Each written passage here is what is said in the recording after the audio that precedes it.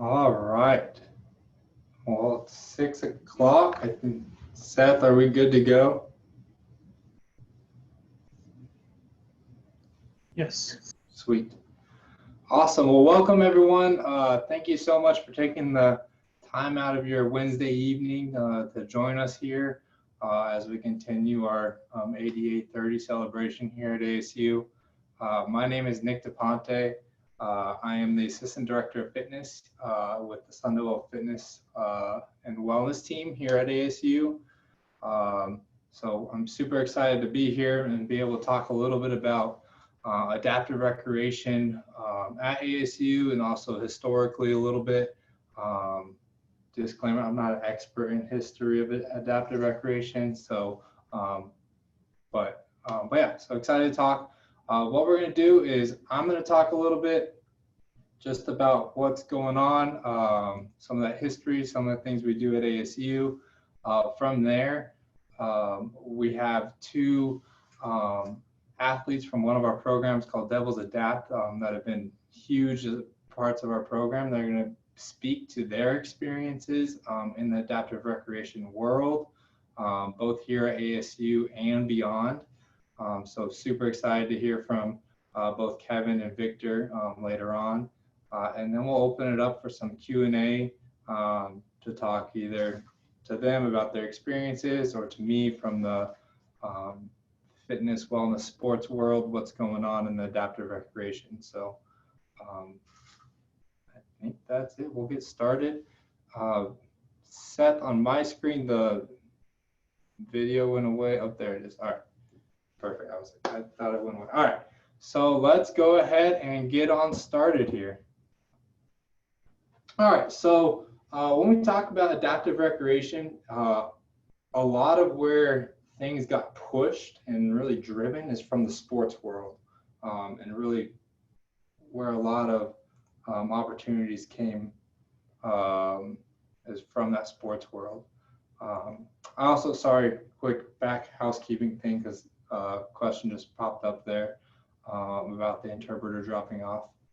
Any questions, make sure just drop them into that Q&A there so we can work through those. We'll either get it to them towards the end or we'll pause throughout as we're talking there. But I think Seth will work on getting the interpreter back up there for everyone.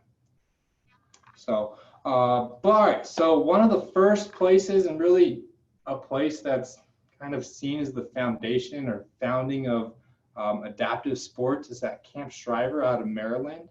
And basically what it was a youth-based camp where a mother came and she was looking for opportunities for her child. And none of the camps would accept their child with the disability. And so she was able to,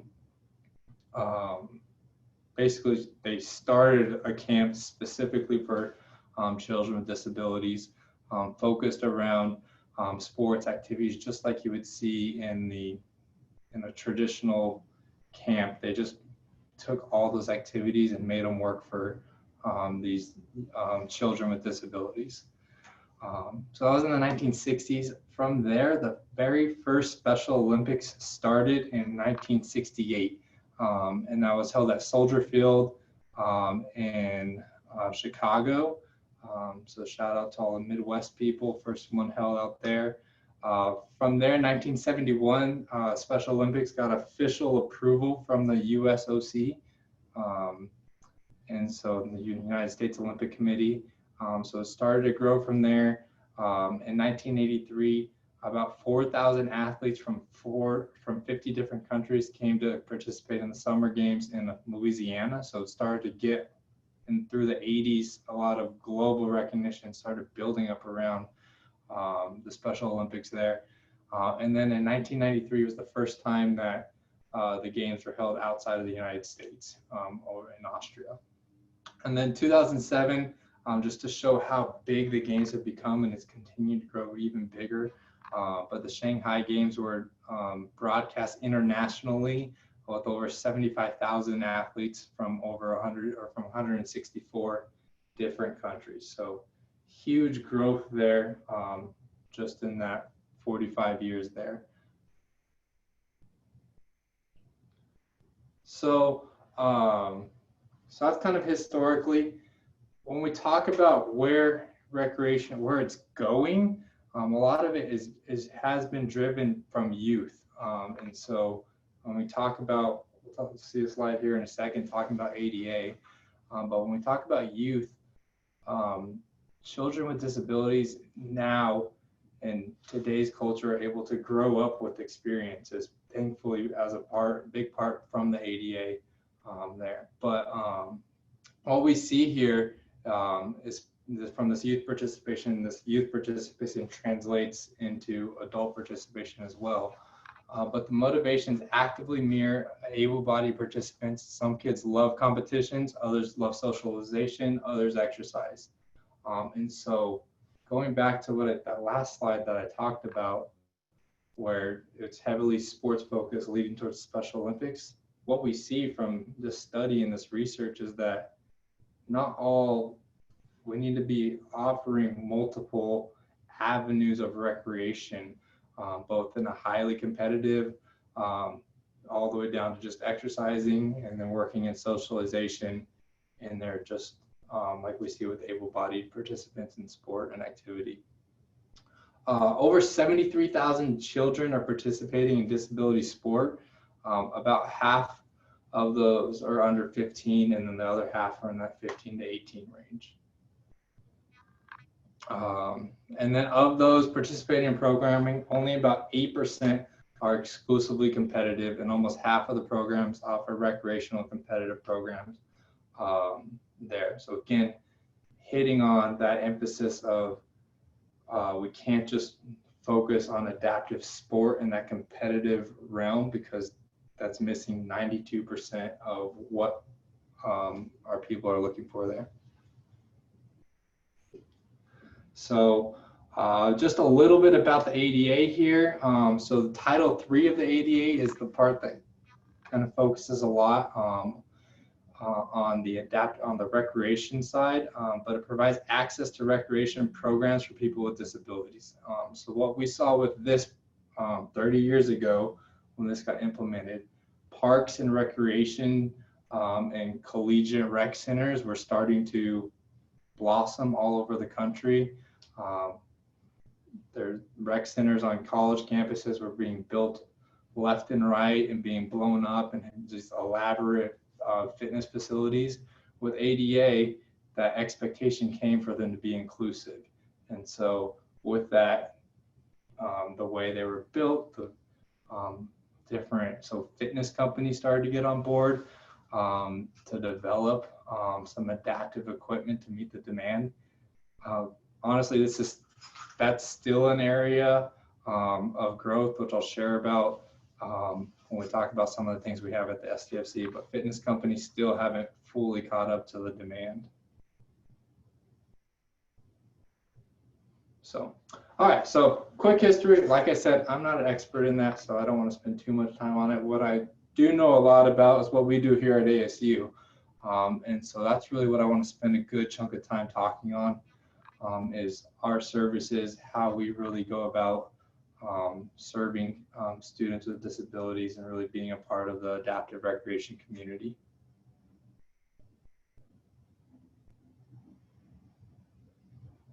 So before we do that, the whole reason why we exist as a Sunderville Fitness complex and a ASU team here is we're here to help students to graduate. So these are the top 5 academic barriers that we see in students across the board. And so, and these are things that keep them from being successful in the classroom.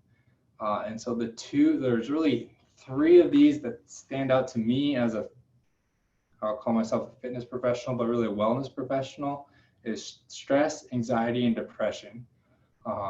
So all those 3 things in particular, exercise and sport and being active, can directly impact and lower those things. And so when I see these top 5 barriers and I think about adaptive recreation, this is why it becomes so important, because all of our students at ASU need recreation, or can use recreation as a tool to combat these academic barriers. And so if we're not offering them or creating opportunities for our students with disabilities to engage in recreation, their chances of hitting these barriers increases and increases, and it makes it harder for them to graduate, which is the ultimate goal of what we're doing here at ASU, is leading students to graduation.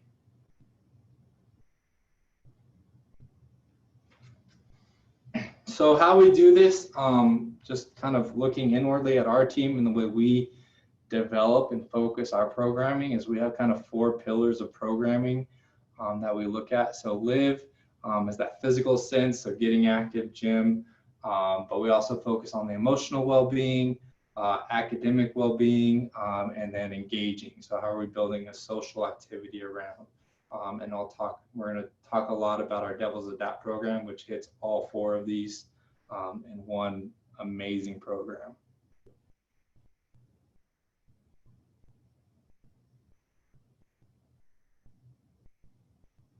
All right, so looking at this, so there's kind of, when we talk about our building and the facility as a whole,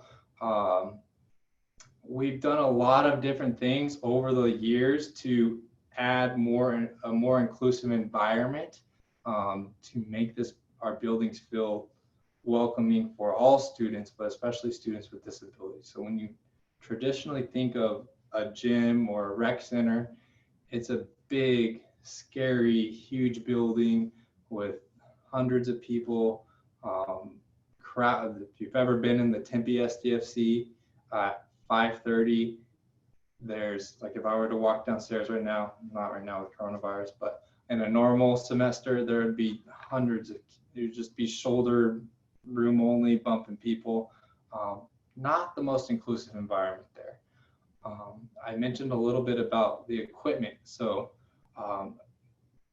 equipment in general, normal gym equipment isn't necessarily, when they build gym equipment, they're building it to be able to serve the most possible people. And so most equipment is not designed to be for everyone there. And so what we've done is over the years, acquired some specialized equipment there for that. So you can see here that picture there of that chest press machine, or shoulder press machine actually. That's an example. It's from Cybex. They're one of the leaders in the fitness world, but it's an inclusive line there. And so they have a whole line, I think there's 6 pieces in it, and the chair swivels in and out, so it makes it extremely easy for someone in a chair to roll right up without having to transfer every single time, which makes it very user-friendly. Great piece that we have here, and we actually have this line of equipment at all 4 of our SDFC locations. Another thing, so when we talk about cardio equipment, it's the way the fitness industry has gone is they love big, fancy technology screens that can play. You can watch TV, you can do all of this. You can do a ton of different things on. You can play Sudoku on them. You can watch Netflix on it. What that does is also, because they went so far that way, they integrated the controls into those screens. And so for a visually impaired user, it becomes difficult to find those. So what we've done is on our last line of equipment, we had tactile dots to help with that, as well as Braille. And then when we purchased our new equipment, we actually specifically bought a few pieces that did not have the technology in them, so that way they could stay very easy. They still had those manual controls to be able to use for someone that was visually impaired there. We've also, kind of to that point, and some of our struggles with purchasing equipment is when we were going under that process to purchase equipment, it was extremely difficult finding vendors that had anything that was it just wasn't even on their radar to be offering equipment or cardio equipment that's visually impaired focused. And so one thing that we've been trying to do is leverage ourselves at ASU as leaders in the campus rec world and having good relationships with some of our vendors to try and develop some of those. So we give that feedback every opportunity we have to try and help to drive them to integrate some of the technology that can really help to make their equipment more accommodating for all. So we have that. In addition, in this picture, this is Victor. He's going to talk a little bit later, but so behind Victor, we have a side fit line of equipment throughout the building. And so that is another specific type of equipment that's designed just for someone in a chair or someone with mobility issues there. So that something super cool that we've done is, so we have a whole room. It's called the ATZ room, or the Adaptive Training Zone. So it's a whole room that's really designed and built to really help in order for us to serve and do serve our adaptive population, which leads me to kind of our marquee one, or actually I think I have one slide. Oh, you can go to the next slide. We'll get to the Devil's Adapt program in a second. So, all right. So the other big thing that we do currently is we offer a unified sports program. So what Unified Sports is, it's inclusive sports program that unites Special Olympics athletes and partners. So individuals with intellectual disabilities, with individuals without intellectual disabilities, and creates teams for competition. And so it's a great program that we have here at ASU. We have both basketball and flag football. We actually had 2 years ago, I believe, our flag football team got to compete in the USA Games in Seattle, Washington. So great opportunity there, but it's a great program. And so most of our partners, a lot of them are fraternity or sorority members coming and joining up with our Special Olympic athletes. And so it's a great opportunity for building just awareness and also just creating a fun sense of community and competition for all individuals involved. And so great program that we have here. This Unified Sports is something that has been blowing up across the nation at campus rec facilities all over the place. And so NERSA, which is an organization that kind of oversees campus recreation, they have a whole department devoted to unified sports and driving and supporting that. So awesome thing that we're doing there. That's really been able to get a lot of traction. Hopefully we'll be able to get this traction on this back out of COVID-19 stuff, but yeah. All right. And then Devil's Adapt. So this is really,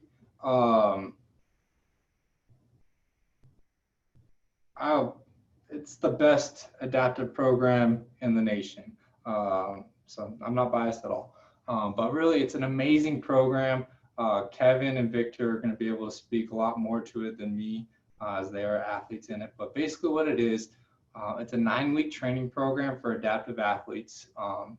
So athletes that apply for the program and are accepted for the program, they're committing to meeting 3 to 4 times a week.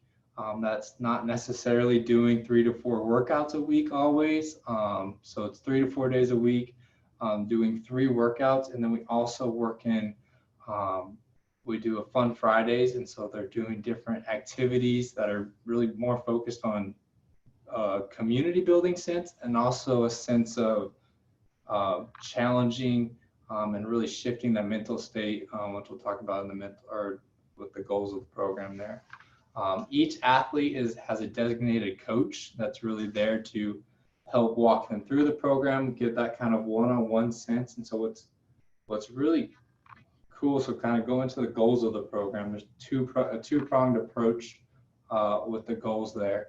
So the first one is improving strength and mobility. And so that's one of our big goals. We do that through the physical fitness portion of it.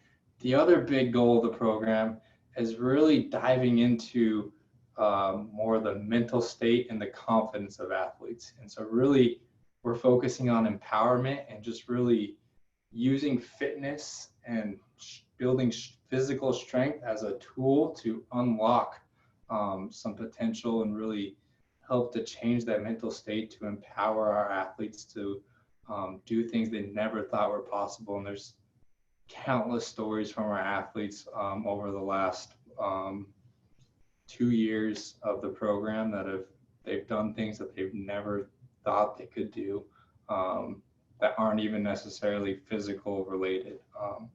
So what's really cool and what makes the program so great is that sense of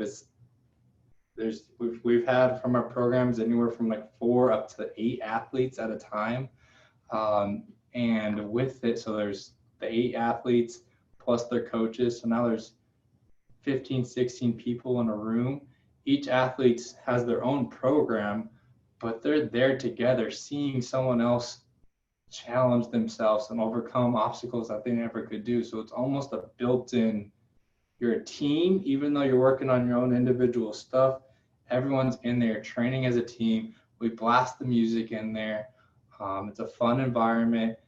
We challenge and we push the athletes. We push our coaches to be better coaches for their athletes. And it's really, for our coaches and our athletes, an amazing experience. Peter just asked the question, is Devil's Adapt available to staff and alumni? It is.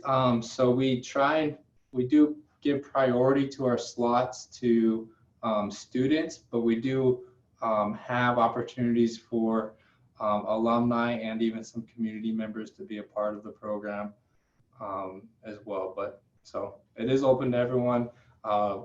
Once we're able to get it back up and running, we will welcome people just to come drop in, even if it's just for a workout and they want to just watch a workout or kind of be in there. We are always open for that, space permitting. So unfortunately, we're not able to run a program this semester. We're hoping to be able to open that back up for next semester there. But yeah, so that's it. I'm done talking. Now I'm going to hand it over to Kevin and Victor. And like they both were a part of this program, but really they're going to be able to share all their experiences. And so I'm super excited for you all to hear from them and the great experiences that they both have had at ASU and in the adaptive inclusive recreation world as a whole. So I will turn it over. We'll have Victor go first there.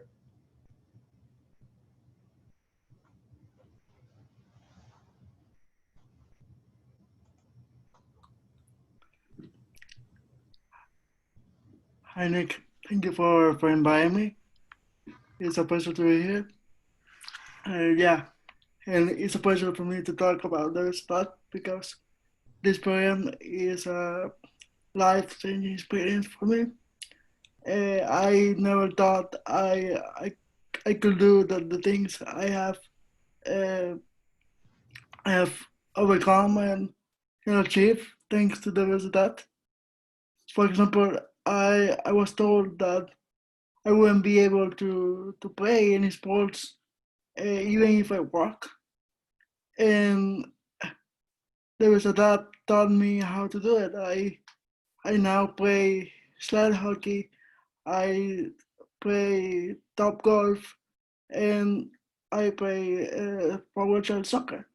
And that's really good. And it's because of those that and because of the hard work of all the staff, all the trainers that are, as you said, are part of the program that I'm able to achieve these goals.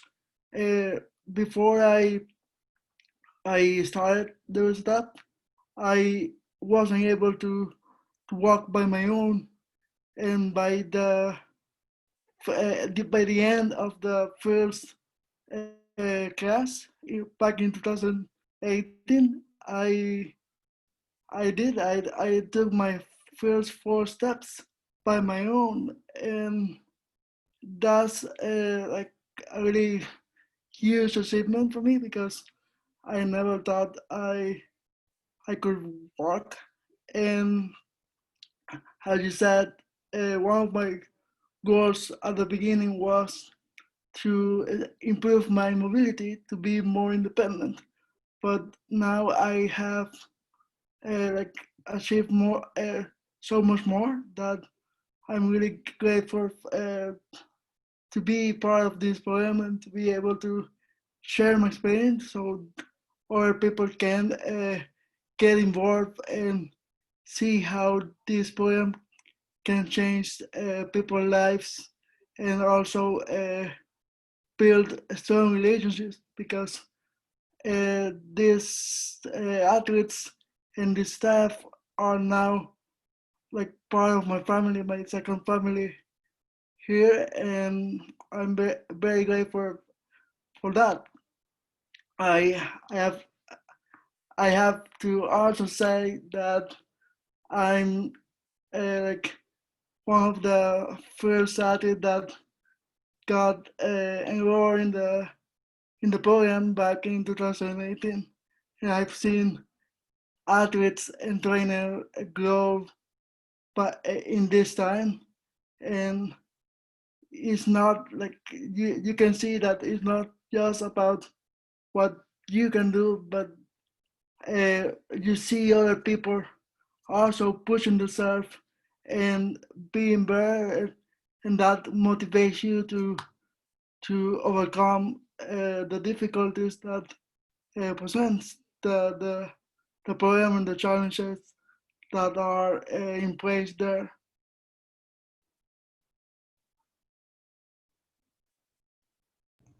Thank you, Victor. Of course.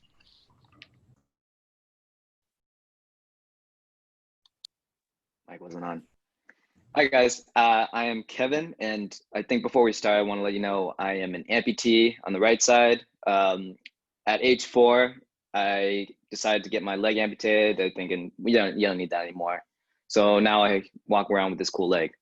But the way I got familiar with Devil's Adapt was actually right after Victor, the semester. It was my first year at ASU, and I was at the gym, the SDFC, and I was just a naive freshman trying to get around, wanted to get some lifts in. And one of the staff from Devil's Adapt approached me that day and said, "Hey, you look like you work out. Want to check out this program?" And I said, "Where do I sign?" So I started with that. And the moment I got in there, I instantly loved it. Everybody was so supportive. I got to meet so many people. I got like 2 moms now, which are, they're amazing.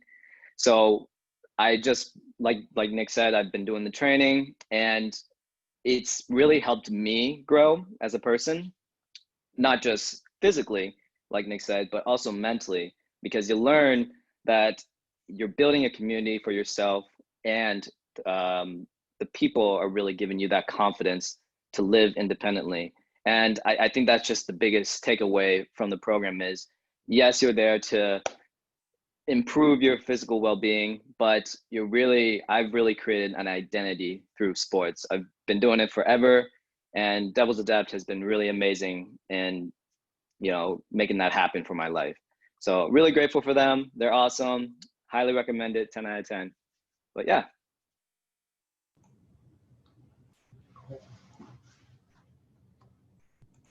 All right. Well, thank you guys.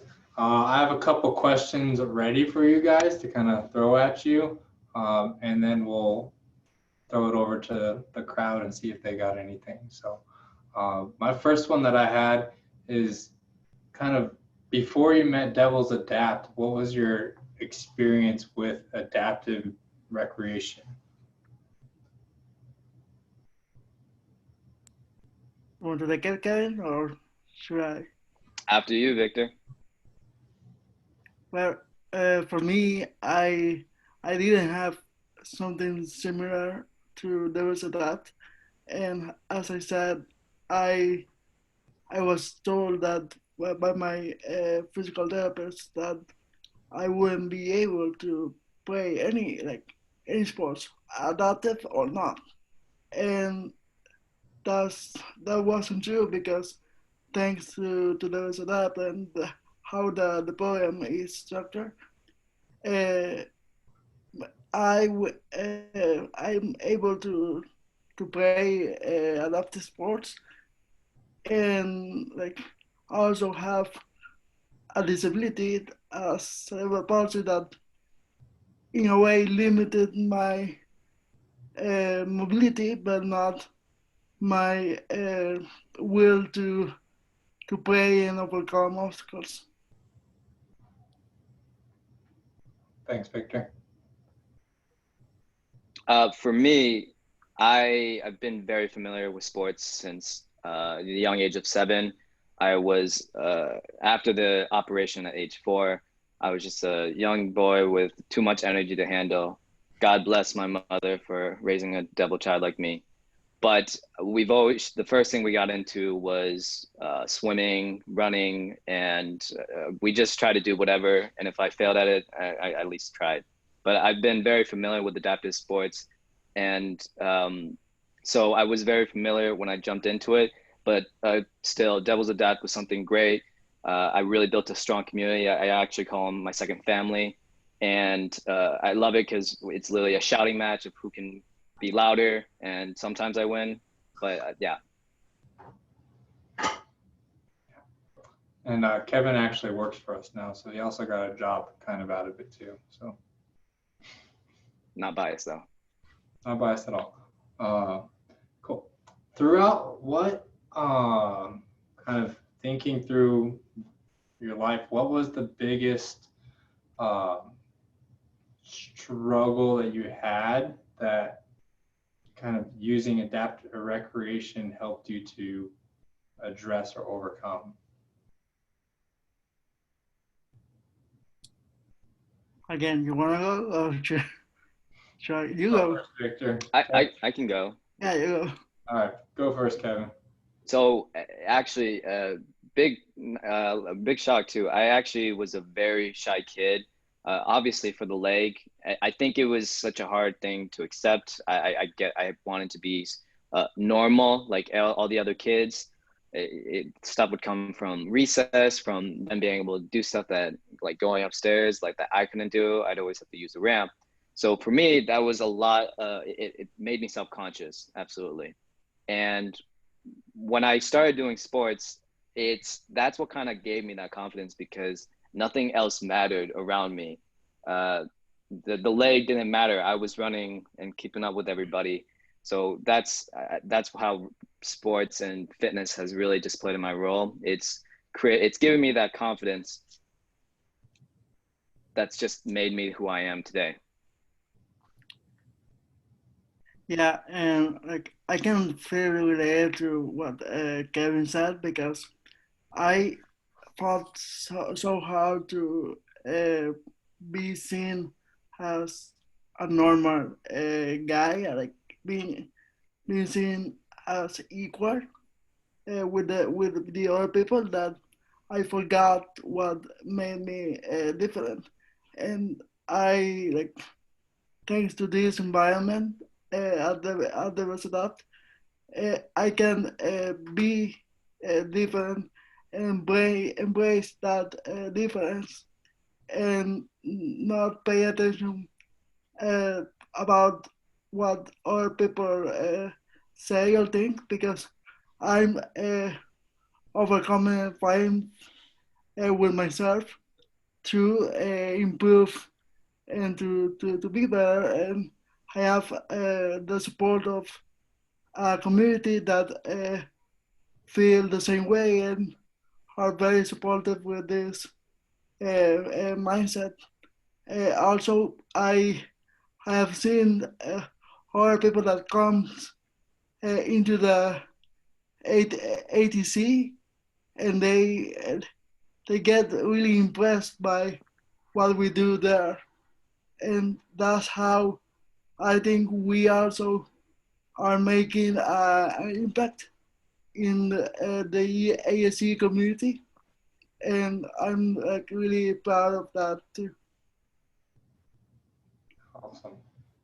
So another big thing with Devil's Adapt, like I talked about earlier, was we're really about that community aspect. So, and we do a ton of fun Fridays activities. So, can each of you share what your favorite experience outside of ATZ was or has been? I can say that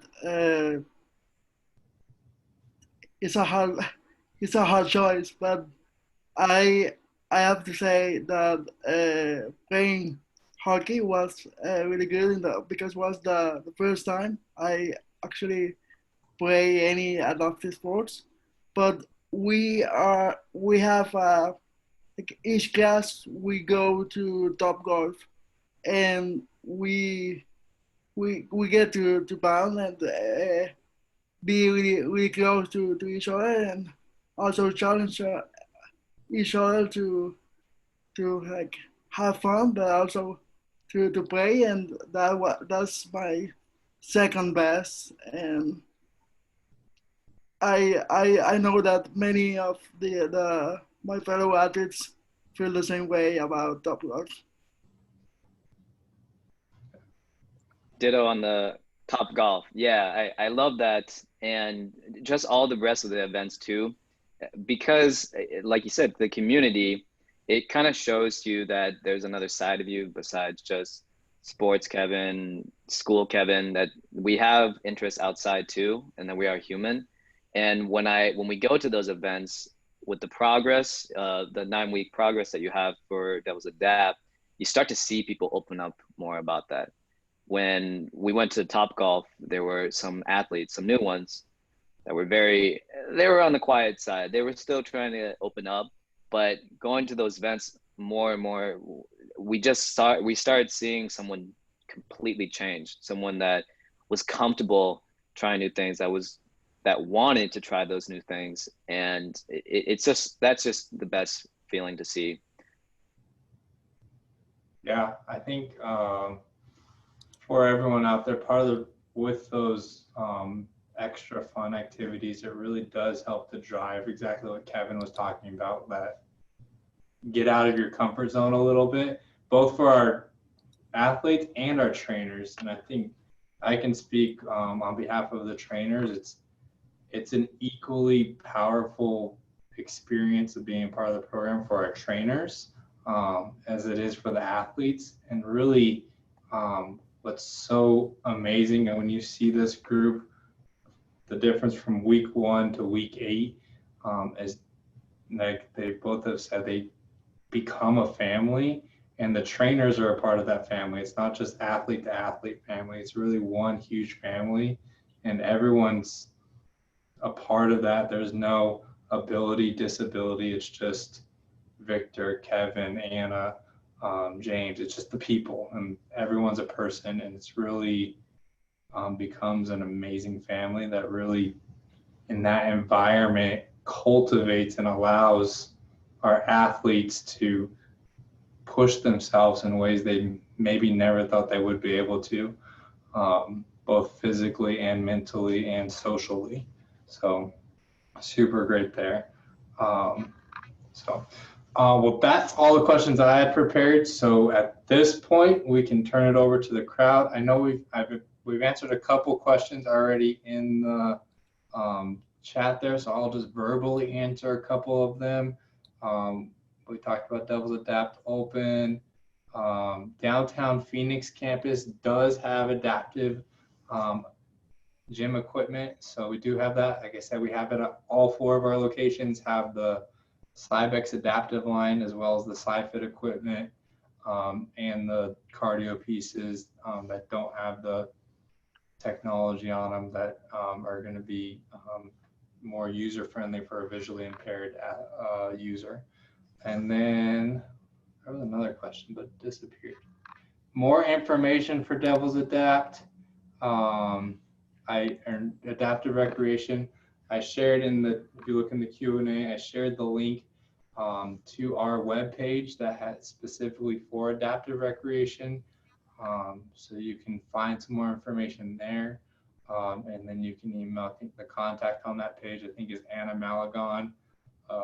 Or you can email myself, or I know Courtney Smith is on the call too. So she also does a lot.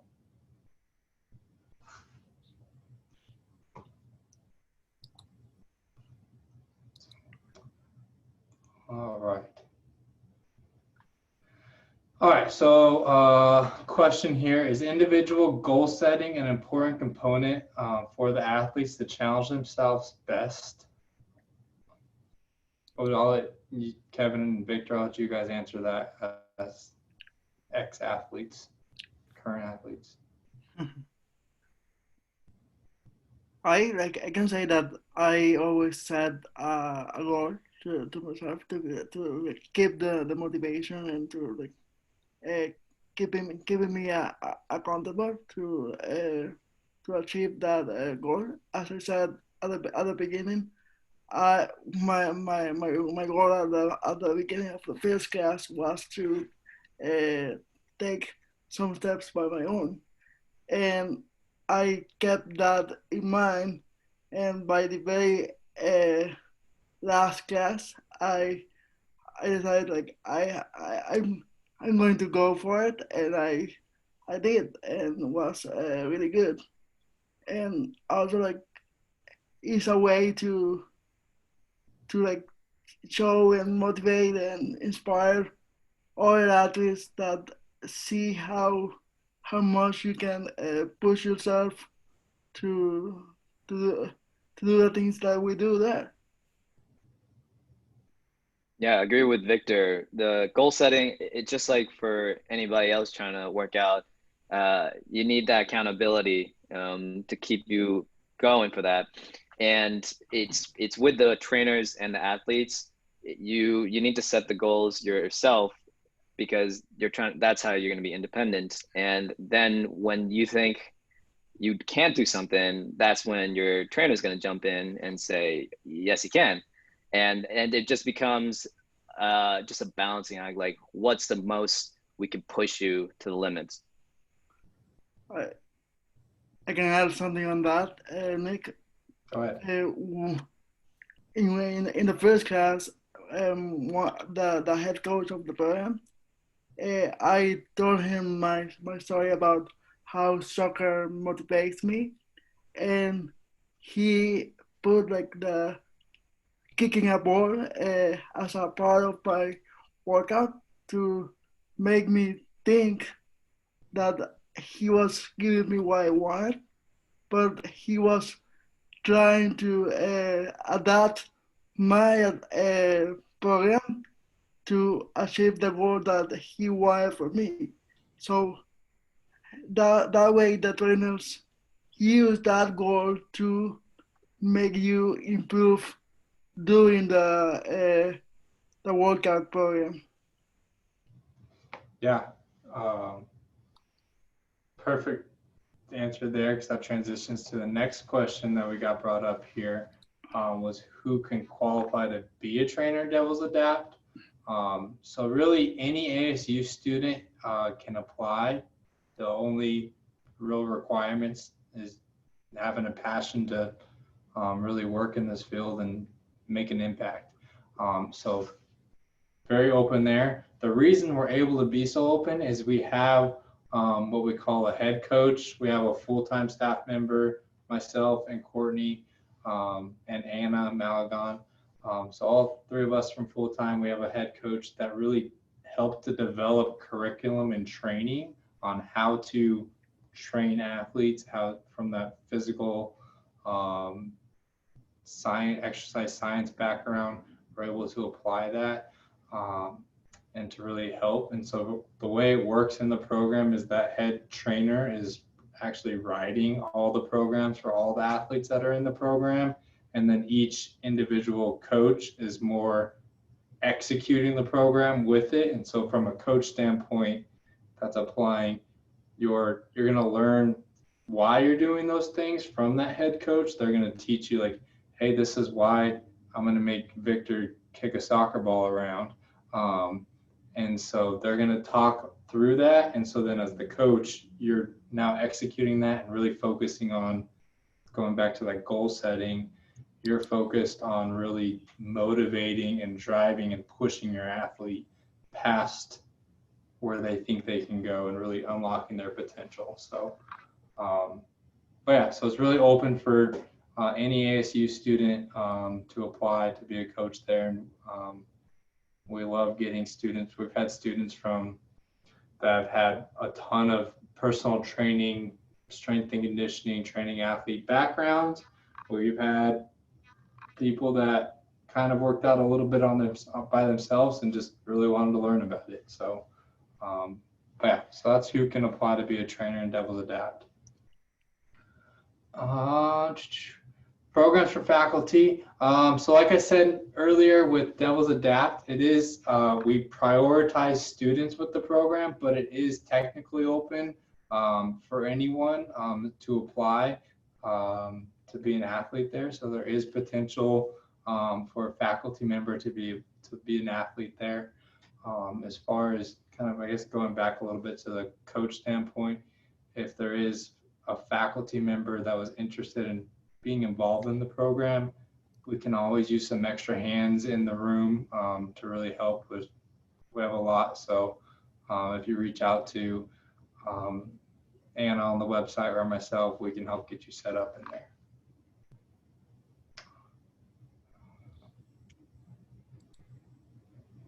All right, reading through. All right, this one's for you, Kevin. For Kevin, as an ASU student, what would be your advice to future students who may be nervous to get involved in various areas of campus life? Join Devil's Adapt. No. Good question. I think when you join, when you get involved with something, I think anytime you're getting into something new, you gotta learn to get out of your comfort zone. And I always tell myself, like, humility is like the greatest lesson, because it's the greatest, it's how you're gonna learn. And you don't have to do this alone too. I had so much help getting navigated through the campus. I was a wandering freshman figuring out life, and it's the people that I had was really helpful. And then just getting involved too. You're gonna make a lot of friends joining clubs. There's so much at ASU where we got like thousands of clubs here. So joining something that relates, that fits your interests is a big step to getting involved and situating here at ASU. All right, and then the last question that we have right now is, are programs like this the norm across other universities? So I will say programs like Devil's Adapt are not. Adaptive and inclusive recreation services as a whole are. And so there's a lot of universities that are doing amazing things that we are striving to get to in different ways within the adaptive and inclusive recreation world. So an example of an amazing university is Portland State University. Actually, they have a ton of programs. They do a lot of trips, and they have different things there. University of Central Florida, they have a rock wall in their campus rec facility, and they have an adaptive chair that they purchase and have there, as well as they have all adaptive sports, wheelchair basketball, floorball, all of that stuff in a very big sense there.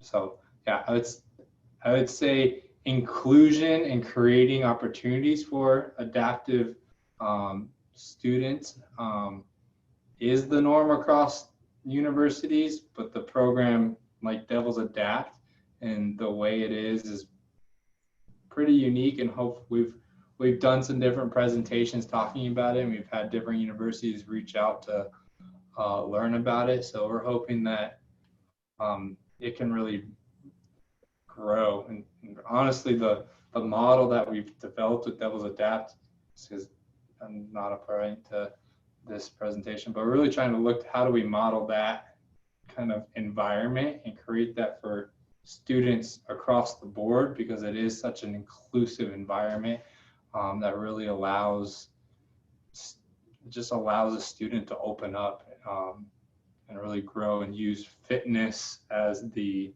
lever or the thing that opens the door, but it really just, it's not even about the fitness and the physical aspect so much. It's more that mental growth there. All right, next question there. Would EXW program graduates possibly and rec therapy students in the making be wanted and needed soon at Devil's Adapt? Yes. So like I mentioned, this semester we are not having a Devil's Adapt class, but we 100% EXW and adapted or in future physical therapy students are our bread and butter for the program. That's where most of our trainers are in those majors and degrees. So we are very much so about that. Next question there. What faculty-centric adaptations have been made to make the Devil's Adapt program successful? Are the elements that make life and participation more equitable? Or are there elements that make life and participation? So like I mentioned, so for the Sun Devil Fitness complex, our primary goal is serving students. And so with the Devil's Adapt program, that's the primary focus. We love our faculty and staff members too.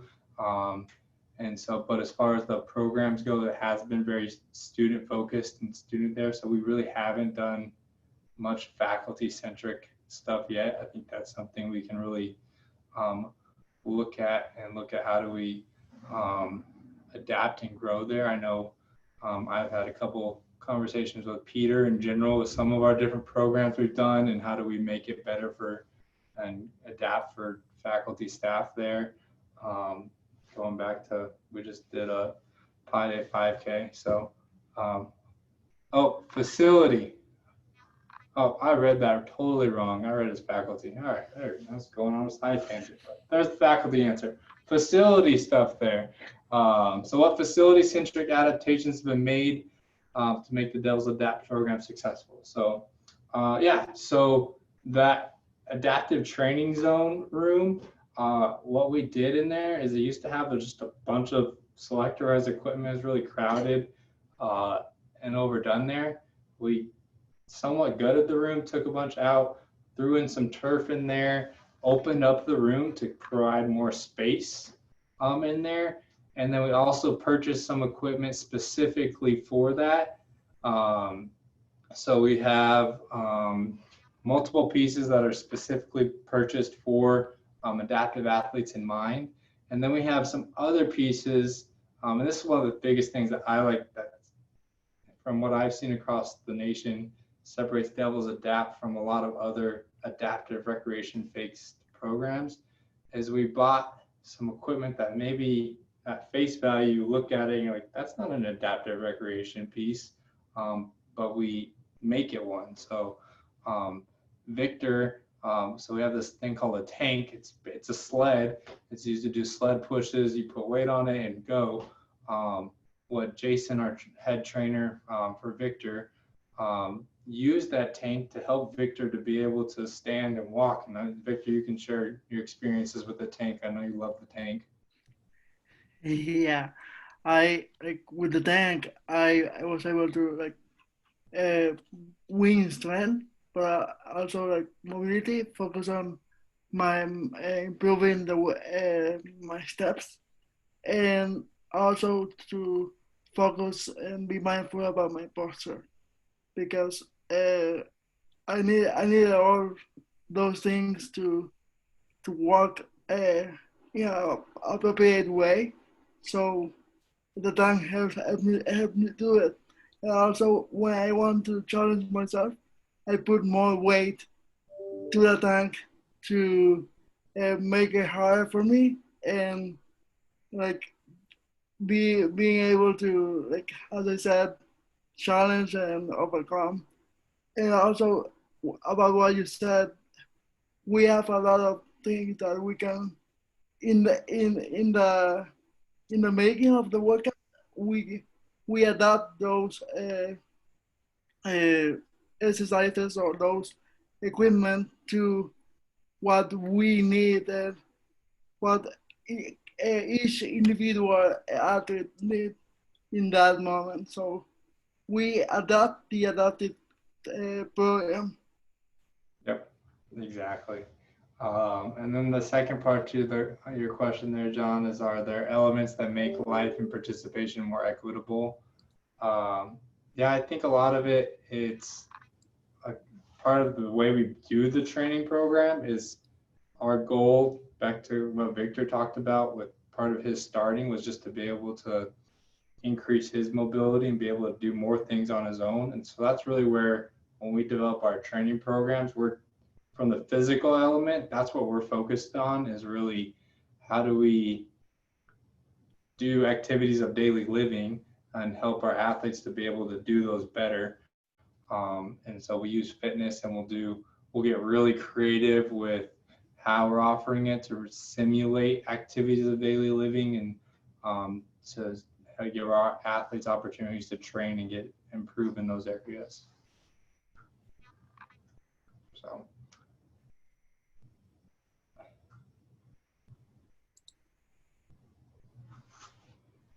So set the information here. I'm going to type the answer in here. I think I still have it.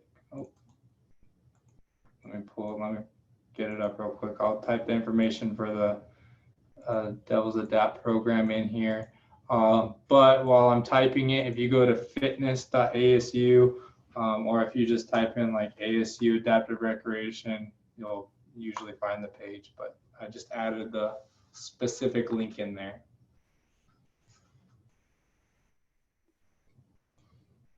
Awesome. Well, it doesn't look like we have any other questions. So thank you, Kevin and Victor, for sharing your experiences. Victor, I'm excited to see you in the building again. We got some new additions to ATZ for the next time you come. So looking forward to seeing you back in the building. And Kevin, I'll probably see you tomorrow. So.